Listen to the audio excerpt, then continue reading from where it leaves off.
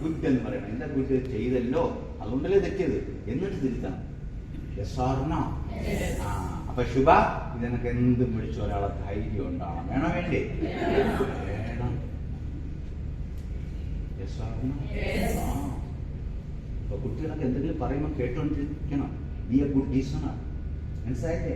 കേട്ടാലേ, കേൾക്കുമ്പോൾ കുറച്ചേരം കേൾക്കുമ്പോൾ മണ്ടത്തരാകുമ്പോൾ നമ്മൾ എന്തുവാടാ മണ്ടത്തരം വിളിച്ചത്, പിന്നെ അവൻ സംസാരിക്കുമോ? അവൻ എത്രത്തോളം മണ്ടനാന്ന് അറിയാൻ പറ്റുമോ? മനസ്സിലാകുന്നില്ല.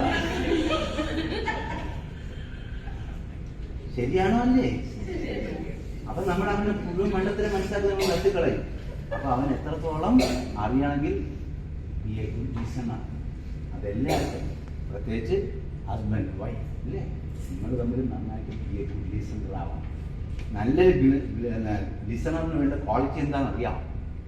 ചുമ്മാ ഇങ്ങനെ കേട്ടുകൊണ്ടിരുന്ന പോരാ. Encourage the speaker to speak. കേൾവിക്കാരനെ പ്രോത്സാഹിപ്പിക്കണം.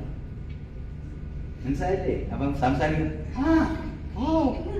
അങ്ങനെ കുറെ കാര്യം സംസാരിച്ചുകൊണ്ടിരിക്കും. ഇത് നമ്മളിങ്ങനെ അവിടെ ഇവിടെ. Yes or no?